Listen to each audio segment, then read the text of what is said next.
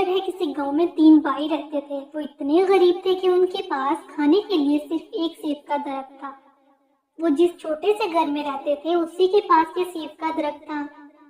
जब दरख्त पर फल पकने लगता तो इन तीनों भाइयों में से एक भाई दरख्त पर पहरा देता और बाकी 2 भाई खेतों में जाकर काम करते।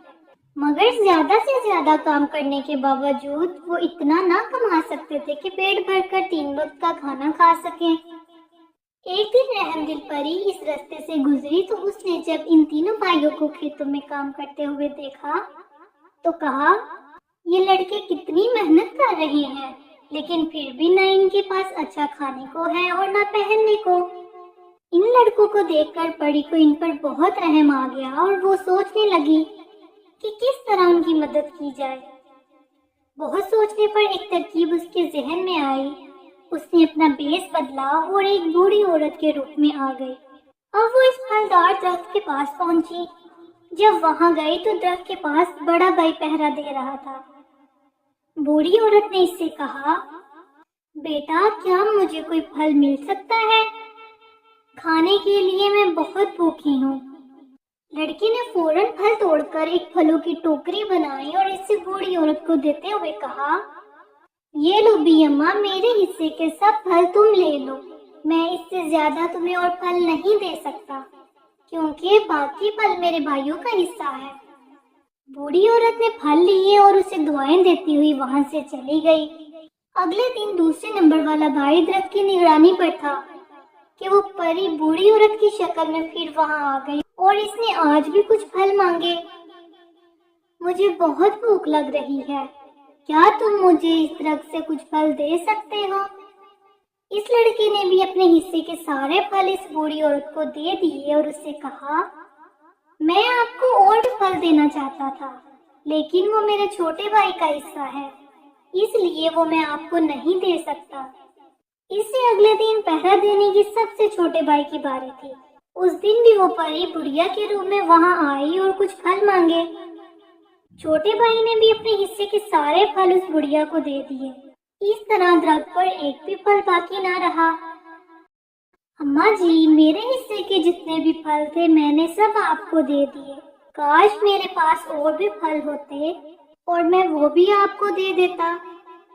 अगले दिन तीनों भाई काम पर जाने के लिए तैयार थे कि परी अपनी असली शक्ल में उनके पास आ गई और उनसे बोली, लड़कों, मैंने तुम में से हर एक का इम्तिहान लिया और कोई भी रहमदिली में तुम में से एक दूसरे से कम नहीं है। मैं तुम लोगों से बहुत खुश हुई हूँ। अब तुम लोग मेरे साथ चलो, मैं तुम लोगों को ये बताऊंगी कि किस तरह तुम लोग अच्छा खाना पीना हासिल कर सकते हो। तीनों भाई अब उसके पीछे चल पड़े और वो उनको जंगल में ले गई और चलते चलते सब एक नदी के किनारे पहुंच गए।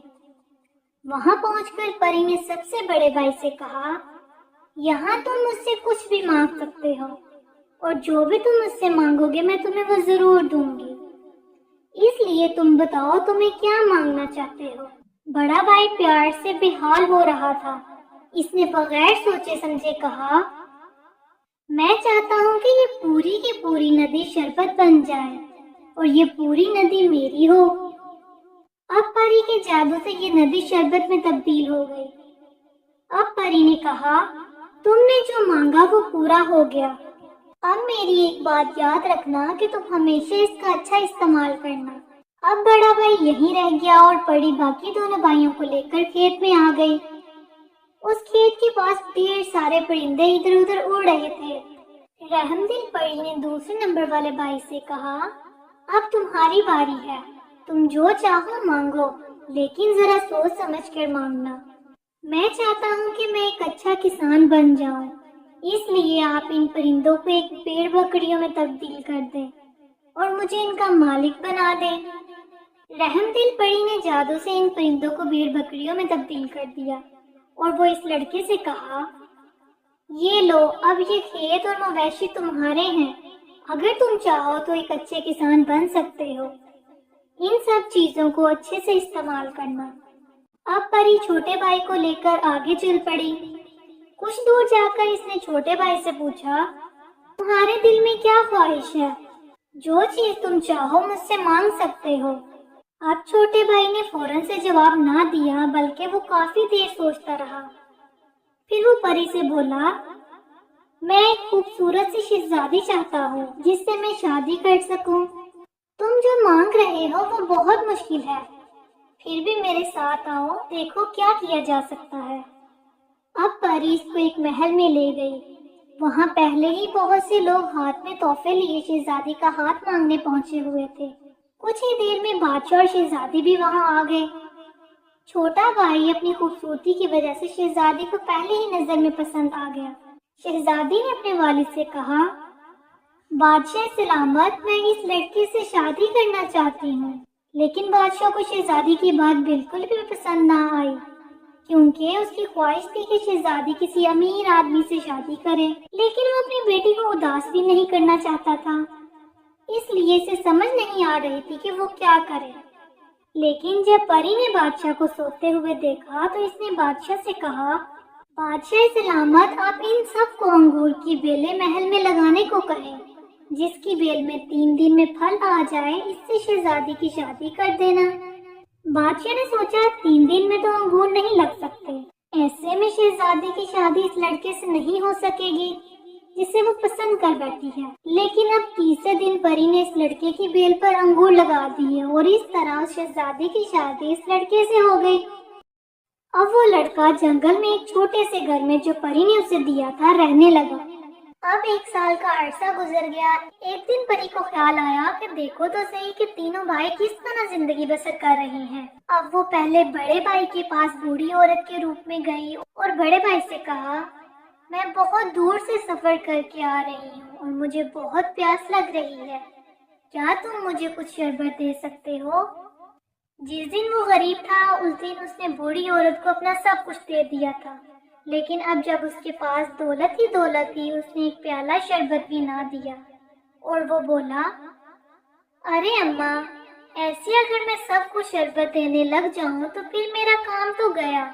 اب وہ بوڑھی عورت وہاں سے چلی گئی اور اس کے جاتے ہی وہ شربت کی ندی دوبارہ سے پانی کی ندی بن گئی۔ وہ بوڑھی عورت کو بلاتا رہ گیا، لیکن بوڑھی عورت نے آگے جا کر کہا، جو چیز کے قابل نہیں ہے اسے وہ چیز نہیں ملنی چاہیے۔ اب پری دوسرے نمبر والے بھائی کے پاس گئی اور اس نے اس سے کہا، تم بہت امیر معلوم ہوتے ہو، میں بہت بھوکی ہوں، کیا تم مجھے کچھ کھانے کو دے سکتے ہو؟ میں اب کبھی بھی کسی کو مفت میں کچھ بھی نہیں دیتا۔ اب وہ بڑھیا جیسے ہی وہاں سے گئی سب مال مویشی وہاں سے غائب ہو گئے۔ وہ لڑکا سر پیٹتا رہ گیا۔ اب پری تیسرے نمبر والے بھائی کے پاس گئی اور اس وقت چھوٹا بھائی اپنی بیوی کے ساتھ کھانا کھا رہا تھا۔ بوڑھی عورت کو دیکھ کر وہ بولا، آؤ اماں جی، اندر آؤ اور ہمارے ساتھ کھانا کھاؤ۔ جاؤ بیگم، ان کے لیے گرما گرم روٹی اور سالن لے کر آؤ۔ اماں بھی آپ آرام سے بیٹھو۔ اب پری نے پیٹ بھر کر کھانا کھایا اور اب جب وہ جانے لگی تو اس نے رک کر ان دونوں سے کہا، تم دونوں اپنی آنکھیں بند کر لو اور کچھ دیر بعد کھولنا۔ اب جیسے ہی دونوں نے آنکھیں کھولی اب وہ دونوں ایک چھوٹے سے گھر کی بجائے ایک بڑے سے محل کے باہر کھڑے تھے۔ اب پری وہاں سے چلی گئی اور وہ دونوں ہی خوشی خوشی اس محل میں رہنے لگے۔ مزید اچھی ویڈیوز دیکھنے کے لیے اس ویڈیو کو لائک اور شیئر کریں اور میرے چینل کو سبسکرائب کریں۔